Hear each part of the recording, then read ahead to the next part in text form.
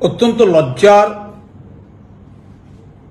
বিষয়, প্রাক্তন বিজেপির সাংসদ শ্রীমতী লকেট চ্যাটার্জি নির্লজ্জভাবে, উদ্বেগজনকভাবে, ঘৃণ্যভাবে তথ্য না জেনে আমাদের মুখ্যমন্ত্রী শ্রীমতী মমতা বন্দ্যোপাধ্যায় এবং আমাদের নেতা শ্রী অভিষেক বন্দ্যোপাধ্যায়কে অপমান করে কদর্যভাবে একটি অসত্য তথ্য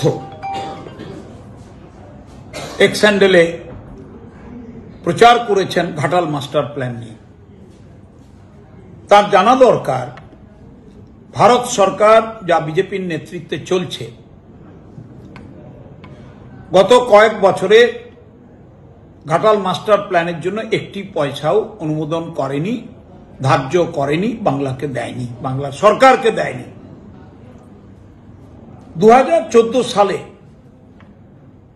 ভারতীয় জনতা পার্টির নেতৃত্বে ভারত সরকারের এসেছে। শ্রীমতী লকেট চট্টোপাধ্যায়, আপনিও তো সাংসদ ছিলেন, তো আপনি একদিনের জন্য ঘাটাল মাস্টার প্ল্যানে পয়সা দেওয়ার জন্য ভারত সরকারের কাছে আবেদন করেছেন আপনাদের দলের এমপিদের নিয়ে প্রধানমন্ত্রীর কাছে? করেননি। আপনাদের সভাপতি থেকে শুরু করে সব নেতারা ঘাটালে এসে দাবি করেছিলেন যে ঘাটাল মাস্টার প্ল্যান মঞ্জুর হয়ে যাবে, পয়সা দেওয়া হবে। কোথায় হলো?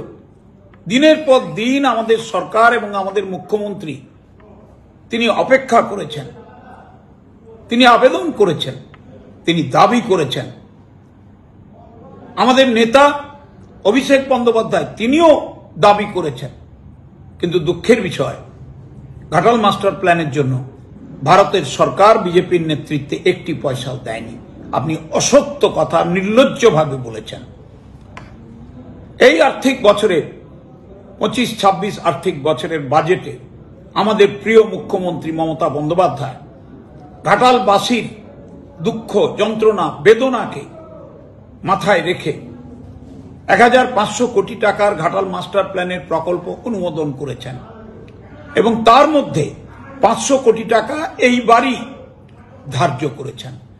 কাজ আমরা শুরু করেছি, কাজ চলছে।